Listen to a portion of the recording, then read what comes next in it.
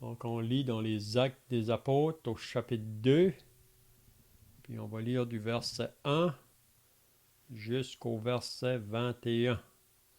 Donc, je commence la lecture, puis si vous voulez suivre dans la lecture, vous êtes bienvenus de le faire. Donc, dans les Actes des Apôtres au chapitre 2, et on lit à partir du verset 1. Le jour de la Pentecôte, ils étaient tous ensemble dans le même lieu. Tout à coup, il vint du ciel un bruit comme celui d'un vent impétueux, et il remplit toute la maison où ils étaient assis. Des langues semblables à des langues de feu leur apparurent, séparées les unes des autres, et se posèrent sur chacun d'eux.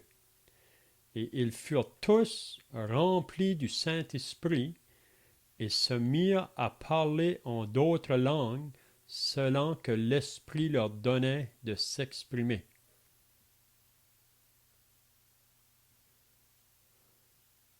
Or, il y avait au séjour à Jérusalem des Juifs, hommes pieux de toutes les nations qui sont sous le ciel. Au bruit qui eut lieu, la multitude accourut et elle fut confondue parce que chacun les entendait parler en sa propre langue. Ils étaient tous dans l'étonnement et la surprise, et ils se disaient les uns aux autres, voici, ces gens qui parlent, ne sont-ils pas tous galiléens? Et comment les entendons-nous dans notre propre langue, à chacun dans notre langue maternelle?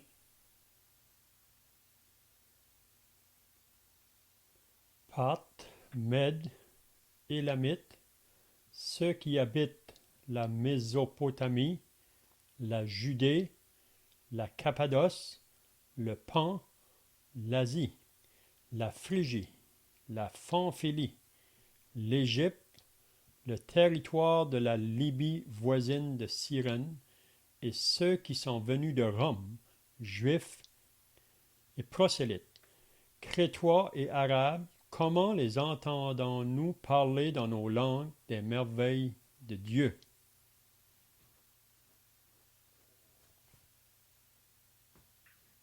Ils étaient tous dans l'étonnement et ne sachant que penser, ils se disaient les uns aux autres, que veut dire ceci? Mais d'autres se moquaient et disaient, ils sont pleins de vin d'eau.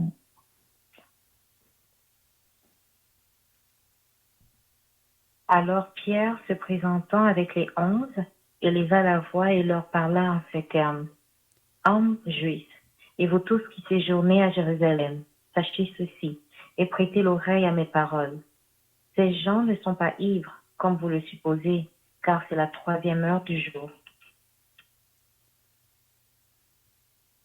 Mais c'est ici ce qui a été dit par le prophète Joël. Dans les derniers jours, dit Dieu, je répandrai de mon esprit sur toute chair. Vos fils et vos filles prophétiseront. Vos jeunes gens auront des visions, et vos vieillards auront des songes. Oui, sur mes serviteurs et sur mes servantes. En ces jours-là, je répandrai de mon esprit et ils prophétiseront. Je ferai apparaître des prodiges en haut dans le ciel et des miracles en bas sur la terre, du sang, du feu et une vapeur de fumée. Le soleil se changera en ténèbres et la lune en sang, avant l'arrivée du jour du Seigneur, de ce jour grand et glorieux. Alors quiconque invoquera le nom du Seigneur sera sauvé. Amen. C'est bien, donc on va finir là pour notre lecture. Donc, si vous étiez la semaine passée, on a regardé là concernant les disciples, après que Jésus les a quittés pour aller au ciel, ils sont retournés à Jérusalem. On avait vu là que dans Jérusalem, ils sont allés au lieu où ils étaient habitués à aller, dans la chambre haute, Puis ensemble, ils ont prié. Ça nous dit qu'ils persévéraient dans la prière. Puis vraiment l'application qu'on peut faire là, c'est vraiment beau de voir que les disciples sont ensemble. Ils veulent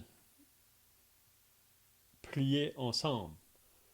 Puis ça, on peut voir que c'est toujours une bénédiction pour les frères et sœurs d'être ensemble, soit pour prier, soit pour lire la parole, soit pour chanter des cantiques.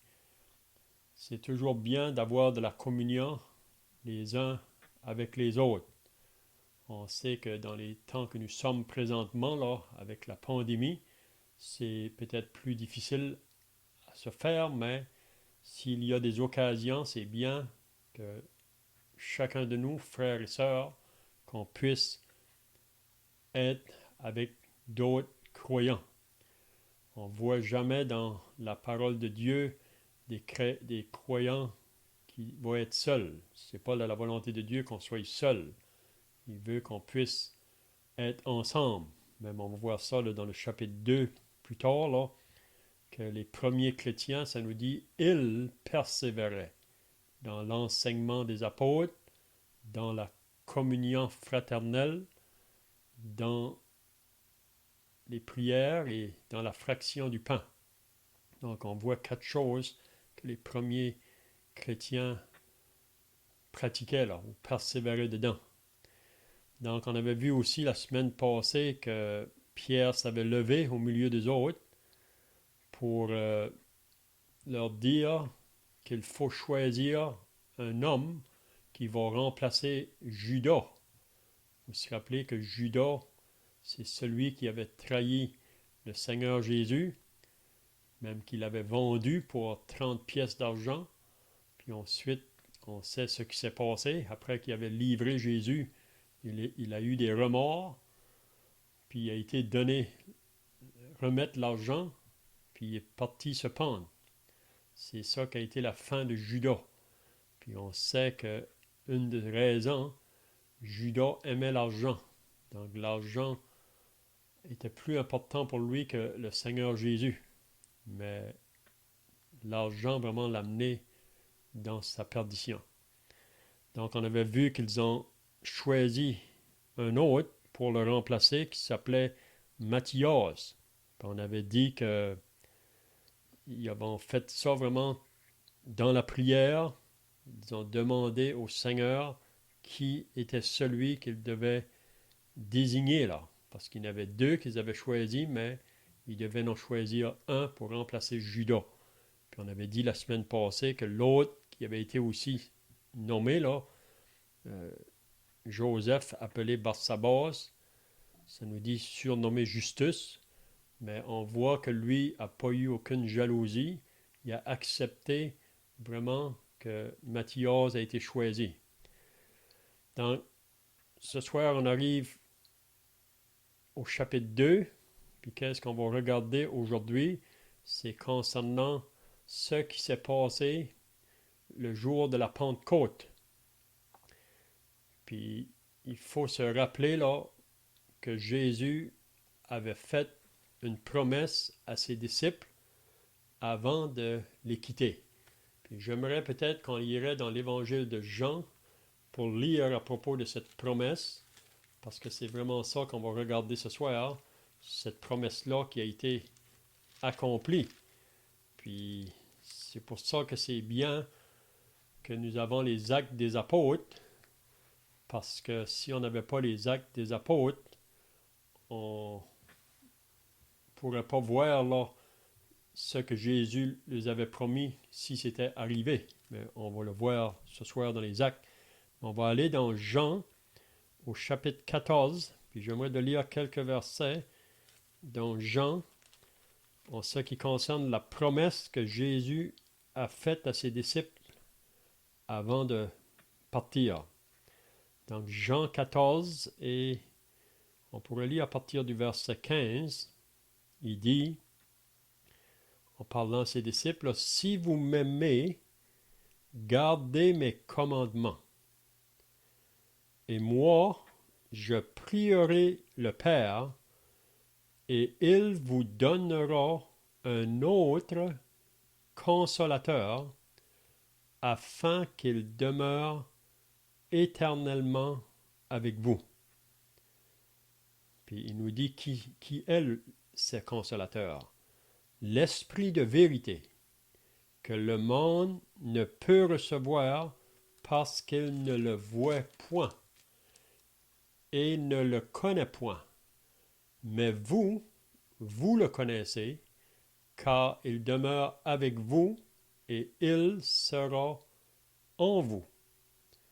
Donc ici, Jésus dit à ses disciples qu'après que lui va partir, il va leur envoyer un autre consolateur. Puis quand on dit un autre, là, ça veut dire que c'est de la même sorte que lui vraiment.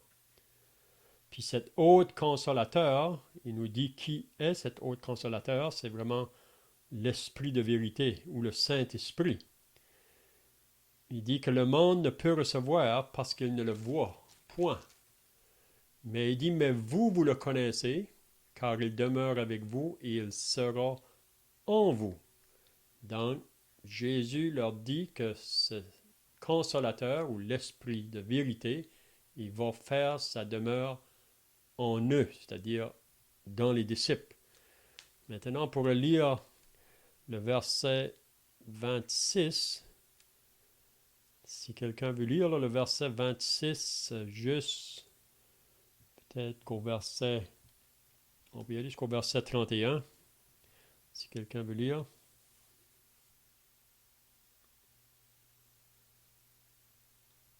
Jean 14, 26, est-ce qu'il y a quelqu'un qui peut le lire? Oui. Mais le consolateur, l'Esprit Saint que le Père enverra en mon nom, vous enseignera toutes choses et vous rappellera tout ce que je vous ai dit. Je vous laisse la paix, je vous donne ma paix. Je ne vous donne pas comme le monde donne, que votre cœur ne se trouble point et ne s'alarme point. Vous aviez entendu que je vous ai dit, je m'en vais et je reviens vers vous. Si vous m'aimiez, vous vous réjouiriez de ce que je vais au Père, car le Père est plus grand que moi. Et maintenant, je vous ai dit ces choses avant qu'elles arrivent, afin que lorsqu'elles arriveront, vous croyiez. Je ne parlerai plus guère avec vous, car le prince du monde vient, il n'a rien en moi. Mais afin que le monde sache que j'aime le Père et que j'agis selon l'ordre que le Père m'a donné, levez-vous, partons d'ici. Amen.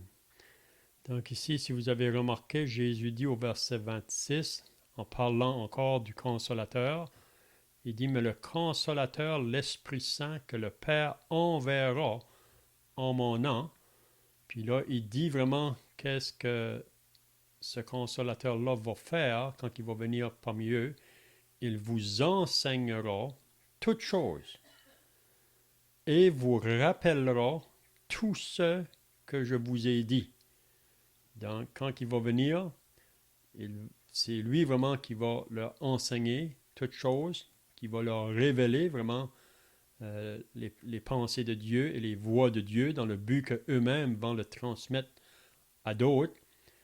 Donc, il vous enseignera et vous rappellera tout ce que je vous ai dit. Donc, le Saint-Esprit rappellera aux disciples les paroles que Jésus leur avait dites pendant qu'il était avec eux. Des paroles que même ils parfois avaient de la difficulté à comprendre ou à reconnaître là. Mais là, quand le Saint-Esprit va venir, il va se révéler à eux. Maintenant, si on va dans le chapitre 15 et le verset 26 et 27, si quelqu'un veut le lire. Quand sera venu le consolateur, que je vous enverrai de la part du Père, l'Esprit de vérité qui vient du Père, qui rendra témoignage de moi. Et vous aussi, vous rendrez témoignage parce que vous êtes avec moi dès le commencement. Amen. Donc ici, il nous dit, quand qu'il sera venu, le consolateur ou le Saint-Esprit, donc on voit toujours là, que ça concerne un jour futur. Là. quand il sera venu, le consolateur que je vous enverrai de la part du Père, l'Esprit de vérité qui vient du Père, il rendra témoignage de moi. Donc on voit que le Saint-Esprit ne va pas être occupé avec lui-même. Il va vraiment être occupé vraiment de Jésus. Il va rendre témoignage de Jésus. Et vous aussi, vous rendrez témoignage parce que vous êtes avec moi dès le commencement. Donc c'est ça la responsabilité, si on peut dire, des disciples après que Jésus sera parti, là, par le Saint-Esprit, qui va venir sur eux. Eux, à leur tour, ils vont aussi rendre témoignage de Jésus. Si on va maintenant au chapitre 16, au verset 7, puis on peut lire peut-être jusqu'au verset 15. Donc je commence au verset 7 du chapitre 16.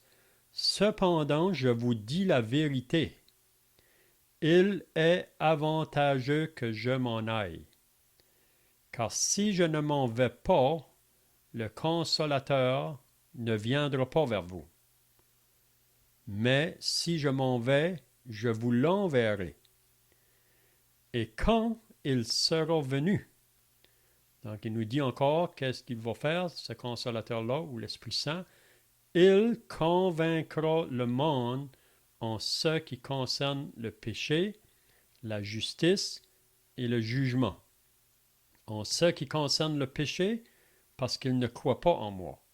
La justice, parce que je vais au Père et que vous ne me verrez plus. Le jugement, parce que le prince de ce monde est jugé. Quelqu'un veut continuer? Donc Jésus dit, j'ai encore beaucoup de choses à vous dire, mais vous ne pouvez pas les porter maintenant. Quand le Consolateur sera venu, l'Esprit de vérité, il vous conduira dans toute la vérité, car il ne parlera pas de lui-même, mais il dira tout ce qu'il aura entendu, et il vous annoncera les choses à venir. Il me glorifiera. Donc on voit que le Saint-Esprit, comme on vient de dire, il ne va pas parler de lui. Il va vraiment être occupé avec la personne du Seigneur Jésus. Il me glorifiera, parce qu'il prendra de ce qui est à moi et vous l'annoncera.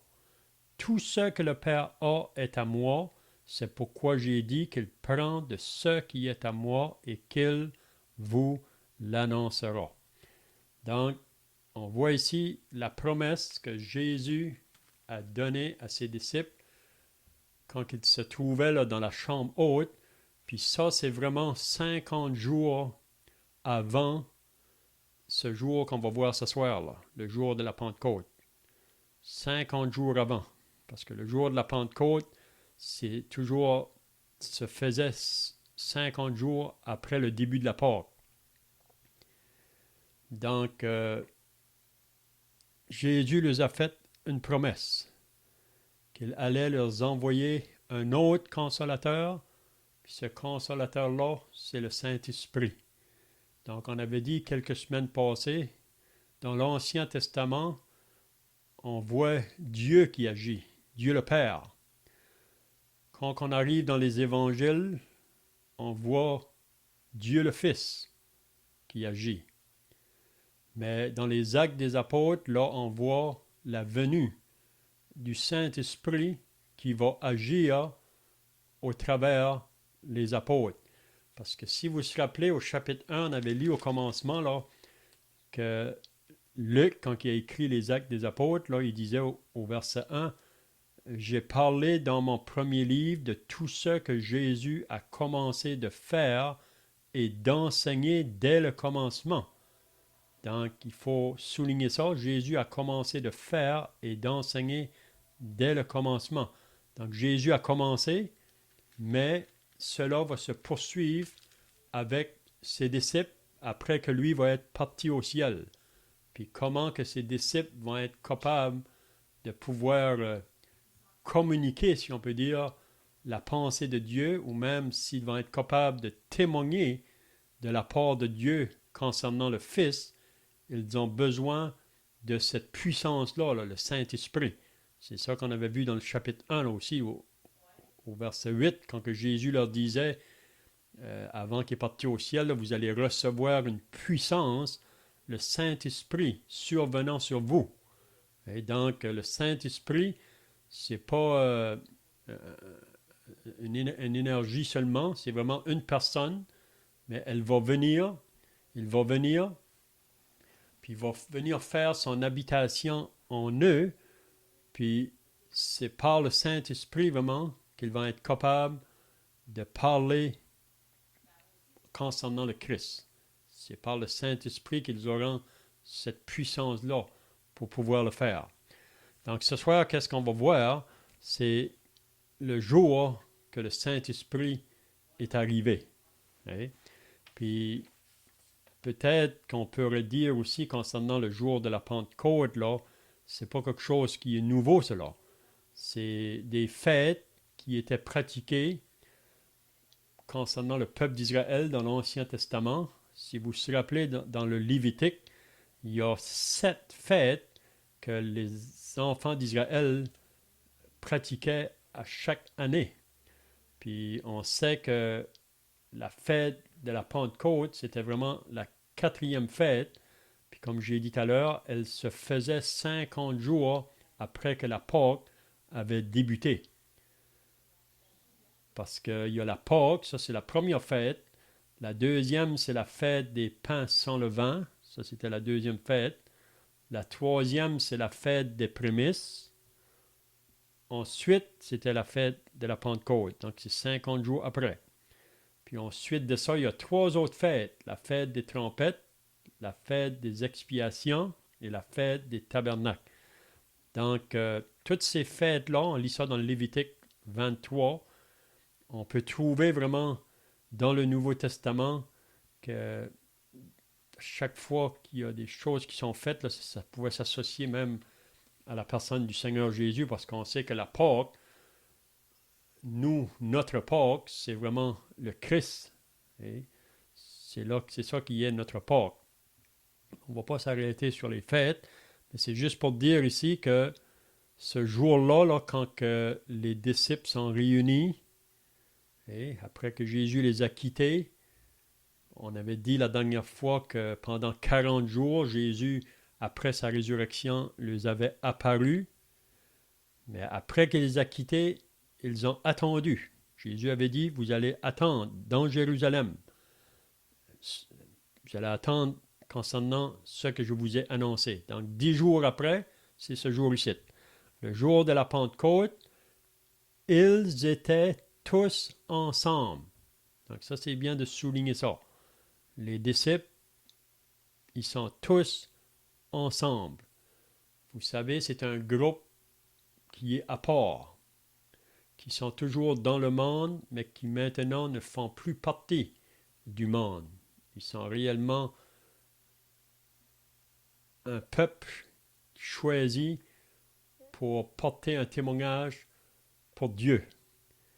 Donc ici, vraiment, c'est le commencement, on pourrait dire, de la nouvelle alliance, parce que c'est vraiment ce jour ici que l'Église va commencer. Hein? Puis la première Église, on peut dire, commence à Jérusalem.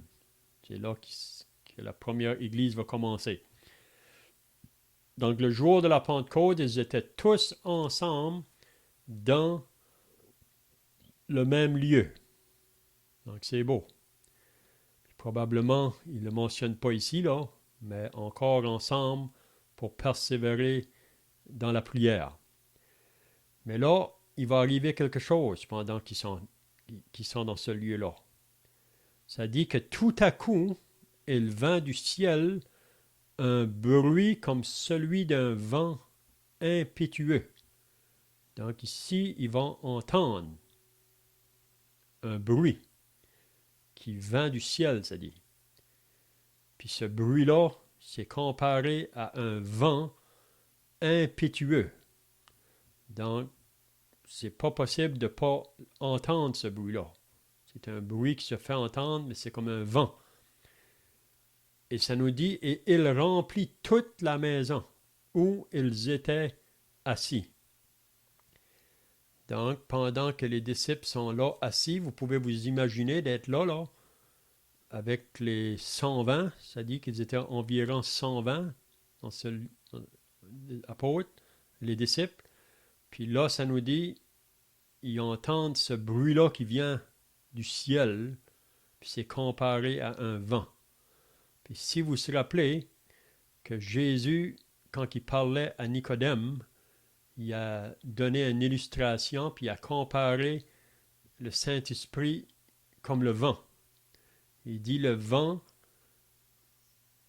on ne le voit pas, mais on entend le bruit, on ne sait pas d'où il vient, où il va. Il en est de même de tout homme, là, vraiment, qui est...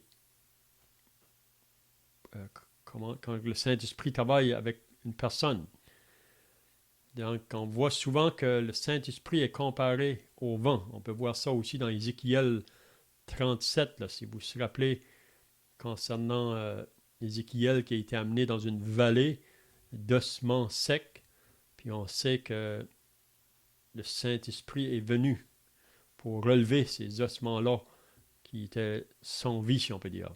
Mais on peut voir là aussi le vent, c'est comme un vent qui s'est fait. Donc, ici, donc, ils sont assis là dans la maison, ce bruit-là se fait.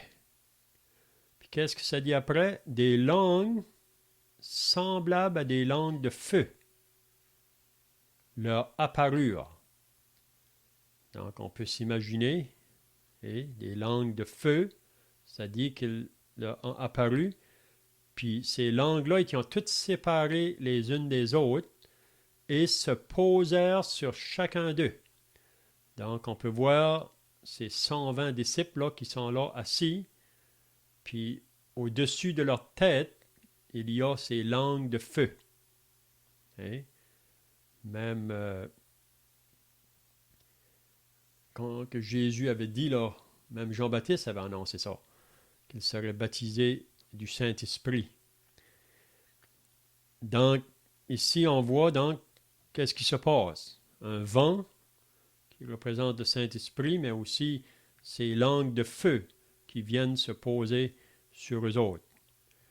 Donc, qu'est-ce qui va se faire maintenant? Et ils furent tous remplis du Saint-Esprit. Donc, à ce moment ici, le Saint-Esprit vient au milieu des autres, puis ça dit que tous ont été remplis du Saint-Esprit.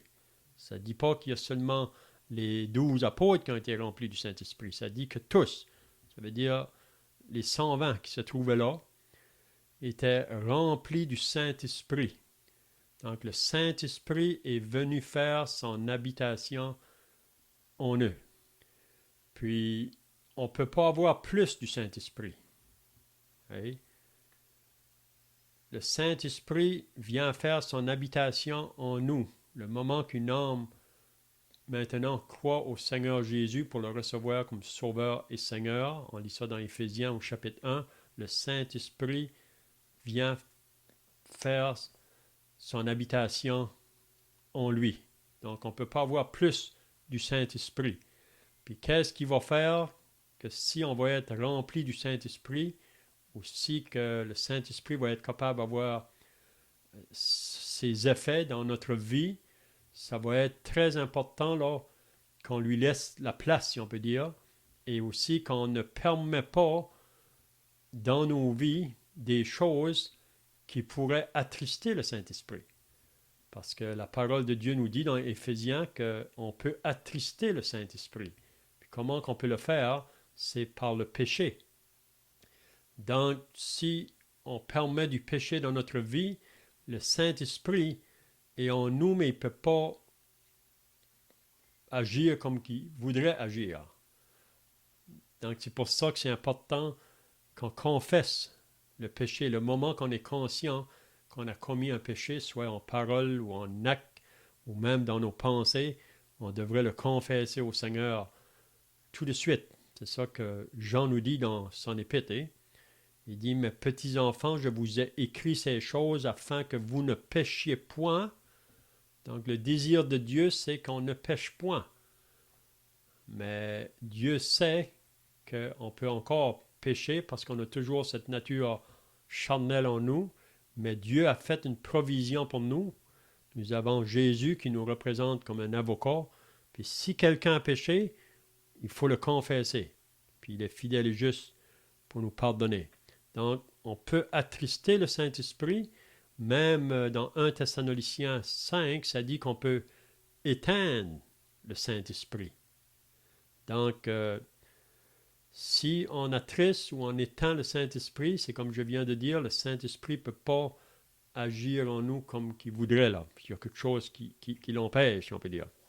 Donc, c'est pour ça que c'est très important de confesser s'il y a des choses qui prennent place. Même dans Éphésiens 5, il dit « Ne vous enivrez pas de vin, c'est de la débauche, mais soyez au contraire remplis du Saint-Esprit. » Remplis du Saint-Esprit.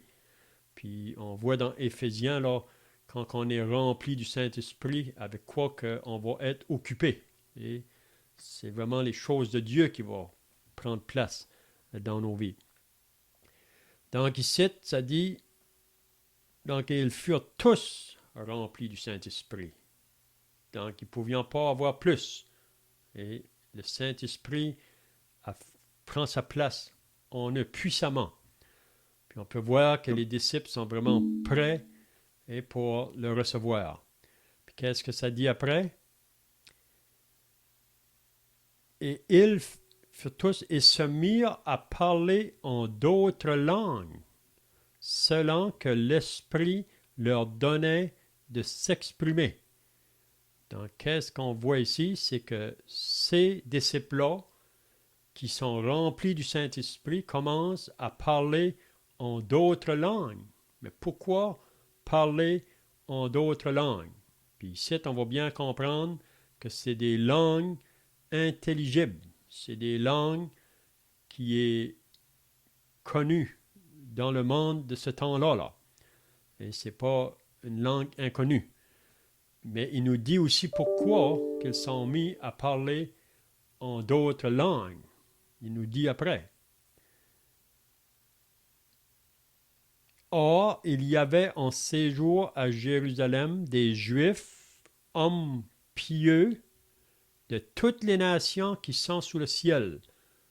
Pourquoi que les Juifs sont là? Beaucoup de Juifs qui étaient là en séjour à Jérusalem parce qu'ils sont venus à la fête. Et c'était une fête qui était célébrée parmi les Juifs, puis à chaque année, ils venaient à cette fête-là. Donc c'est pour ça qu'il y avait des Juifs de toutes nations là, qui se sont trouvés là ce jour-là. Puis quand que ces Juifs-là ont entendu ce bruit-là, là, qui était comme un vent impétueux, ça veut dire que pas seulement ce vent-là s'est fait entendre avec les disciples qui étaient dans la maison, mais tous les gens autour dans Jérusalem ont entendu ce bruit-là. Puis vous savez bien que si vous êtes dans un endroit, puis il y a un gros bruit qui se fait, ça ne prend pas de temps que les gens viennent en foule pour voir qu'est-ce qui s'est passé. Et on est curieux pour savoir qu'est-ce qui s'est passé. Donc, au bruit qui eut lieu, la multitude accourut et elle fut confondue. Pourquoi elle était confondue? Parce que chacun les entendait parler dans sa propre langue. Donc, ces Juifs-là qui venaient de différentes nations, de différentes villes ou pays, là, on peut voir, ça nous dit que quand ils entendaient ces disciples-là parler en d'autres langues, ça concernait leur propre langue à eux, à chacune de ces nations-là. Hein? Puis c'est ça vraiment qui les a étonnés. Puis on voit que Dieu, son désir, là, c'est de faire connaître sa parole à tout le monde. Il ne fait pas aucune distinction ou aucun favoritisme avec un peuple ou un autre, ou une nation ou un autre, parce qu'il y avait des personnes là de différentes langues, si on peut dire. Donc, il a permis que ces disciples-là pouvaient atteindre toutes les personnes qui se trouvaient là à ce moment-là. Puis même, ça nous dit, qu'est-ce qu'ils disaient là quand ils parlaient? Ça dit qu'ils annonçaient les merveilles de Dieu. Et c'est ça qu'on a vu au verset 11, là. Parler dans nos langues des merveilles de Dieu. Donc, ils parlaient à propos des choses de Dieu, puis quand Dieu parle, il veut que tous puissent l'entendre, tous puissent comprendre vraiment qui il est. Donc, ici, c'est ça qui s'est passé. Chacun les entendait parler dans leur propre langue. Puis là, ça nous dit, ils étaient tous dans l'étonnement et la surprise, et ils se disaient les uns aux autres, voici ces gens qui parlent, ne sont-ils pas tous Galiléens? Donc, c'est ça qu'ils ne peuvent pas comprendre, comment ça se fait que ces gens-là sont des Galiléens, puis ils parlent dans nos propres langues. C'est là qu'on voit vraiment un miracle qui s'est produit là, par la puissance du Saint-Esprit. Et le Saint-Esprit, quand il prend le plein contrôle sur ses disciples, il peut leur faire des choses qu'on ne peut pas faire par nous autres mêmes. Et c'est vraiment la puissance de Dieu à l'œuvre parmi eux. Donc, voici ces gens qui parlent, sont-ils pas tous Galiléens? C'est ça qui les surprend vraiment. Et comment les entendons-nous dans notre propre langue, à chacun dans notre langue maternelle? C'est ça qu'ils ne peuvent pas saisir. Mais c'est comme je viens de dire, Dieu, quand il parle, il veut que tout le monde l'entende. Si vous lisez dans le psaume 49, on voit ça au début là.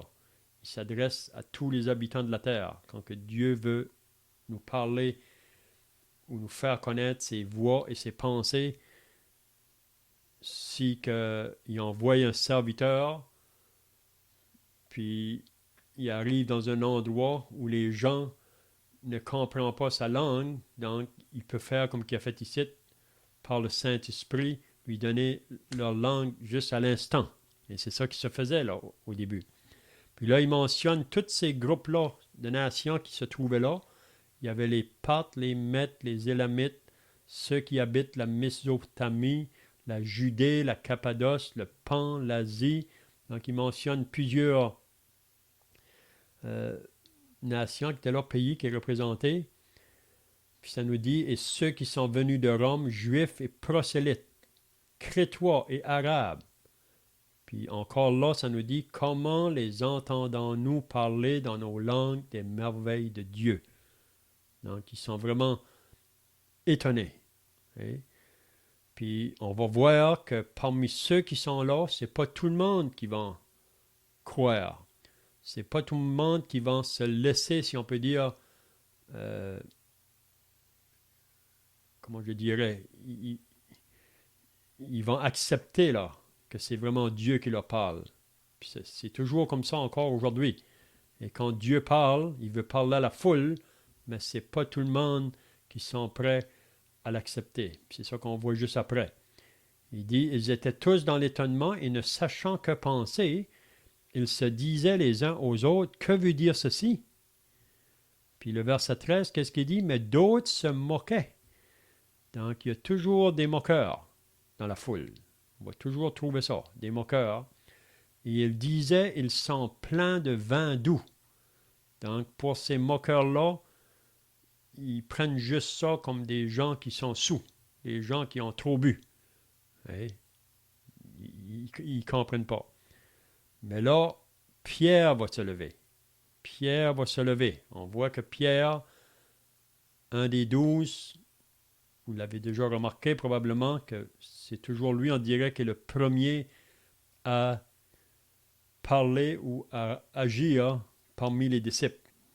Mais on voit quand même que Pierre va faire ce que le Seigneur lui avait dit qu'il allait faire. Si vous vous rappelez, dans Matthieu chapitre 16, là, il a dit à Pierre, je te donne les clés du royaume. Puis on sait que c'est Pierre qui va être le premier à annoncer l'Évangile aux Juifs. Puis c'est aussi lui qui va être le premier à annoncer l'Évangile aux païens. Donc, Pierre, ici, va se lever face à la réaction de la foule. Vous comprenez? La foule, il y en a qui sont vraiment étonnés, là, ils ne comprennent pas. Ils voient qu'il y a quelque chose de merveilleux qui se fait parce qu'ils peuvent entendre ces gens-là, ces Galiléens-là, parler dans leur propre langue. Mais il y en a d'autres qui se moquent. Et c'est toujours. Mais là, Pierre va leur dire, alors Pierre, se présentant avec les 11, donc là, Pierre, si on peut dire, c'est comme si qu'il s'avance avec les 11. Puis on sait qu'il y a aussi Matthias maintenant qu'avec eux autres, donc ils sont censés être 12, mais il mentionne les 11 encore. Et leva la voix et leur parla en ces termes. Là, maintenant, c'est Pierre qui va parler. Et ça ne dit pas que tous parlent maintenant. Là. Ça va être Pierre. Pierre se lève, puis il va parler. Il leur parla en ces termes. Hommes juifs et vous tous qui séjournez à Jérusalem, sachez ceci et prêtez l'oreille à mes paroles. Donc, Pierre veut que ces Juifs-là puissent être attentifs à ce qu'il va dire. Puis, il faut bien se rappeler que Pierre est un homme très simple, un homme qui n'a jamais été dans les écoles rabbiniques ou même dans des écoles vraiment. On voit ça dans le chapitre 4, c'était des gens sans instruction, la plupart de ces apôtres. C'était des gens très simples, même associés à des vies de pauvreté. Mais ici, Pierre va parler par la puissance du Saint-Esprit. Puis c'est ça qui fait toute la différence. Quand le Saint-Esprit s'empare d'un homme, c'est pas lui qui parle vraiment, c'est l'Esprit de Dieu qui parle en lui. Puis là, Pierre va dire, « Hommes juifs et vous tous qui séjournez à Jérusalem, sachez ceci et prêtez l'oreille. » Donc, il faut écouter. Qu'est-ce que j'ai à vous dire? Que celui qui a des oreilles pour entendre, entende. On voit que Jésus a mentionné ça souvent dans les évangiles. Puis là, il va simplement leur dire que ces gens-là, là, que vous dites qu'ils sont ivres, il dit, ils ne sont pas ivres. Ils ne sont pas ivres, comme vous le supposez. Car c'est la 3e heure du jour, donc il était simplement 9 heures le matin. Donc ils ne sont pas ivres. Mais là, Pierre va leur dire que Joël, le prophète, avait prophétisé. Puis ça, c'est un des prophètes, si vous lisez dans l'Ancien Testament, un des prophètes mineurs qu'on appelle, des petits prophètes. Puis là, il avait prophétisé. Puis là, Pierre nous dit qu'est-ce que c'est qu'il avait prophétisé. Puis là, je vois que le temps est passé, mais peut-être qu'on peut juste dire qu'est-ce que Joël a dit. Dans les derniers jours, dit Dieu, je répandrai de mon esprit sur toute chair. Vos fils et vos filles prophétiseront, vos jeunes gens auront des visions, et vos vieillards auront des songes. Oui, sur mes serviteurs et sur mes servantes, dans ces jours-là, je répandrai de mon esprit et ils prophétiseront. Je ferai paraître des prodiges en haut dans le ciel et des miracles en bas sur la terre. Puis c'est bien de souligner qu'est-ce qu'il dit à la fin là, pour comprendre vraiment quand est-ce que ce temps-là va prendre place, parce qu'il y en a qui mélangent un peu à propos de qu'est-ce que Joël a prophétisé. C'est comme si il voudrait dire qu'on est déjà dans ces temps-là. C'est vrai que le Saint-Esprit va utiliser les disciples quand même puissamment, là, qui vont parler de la part de Dieu par le Saint-Esprit. Mais vraiment ici, c'est qu'est-ce qui va prendre place à la fin, juste avant que Jésus revienne pour établir son royaume à la fin de la tribulation. Alors, regardez qu'est-ce qu'il dit au verset 19, il dit, « Je ferai paraître des prodiges en haut dans le ciel et des miracles en bas sur la terre, du sang, du feu et une vapeur de fumée. Le soleil se changera en ténèbres et la lune en sang. » Donc ça, on voit ça même dans l'Apocalypse au chapitre 6, là, mais ça va se faire juste à la fin de la tribulation, quand que le soleil se changera en ténèbres et la lune en sang. Donc c'est juste dans ces temps-là que cette prophétie-là là, s'accomplit vraiment pleinement, là, dans sa plénitude. Il dit, le soleil se changera en ténèbres et la lune en sang avant l'arrivée du jour du Seigneur. Donc, avant que le jour du Seigneur, que Jésus revienne, de ce jour grand et glorieux. Puis là, il nous dit, alors quiconque invoquera le nom du Seigneur sera sauvé. Donc, on sait qu'à la fin de la tribulation, même pendant la tribulation, Dieu va voir ses serviteurs qui vont parler de sa part, puis beaucoup d'âmes se convertiront aussi en ce temps-là. On sait que nous, l'Église, avant que ce temps-là prenne place, le Seigneur nous aura enlevés.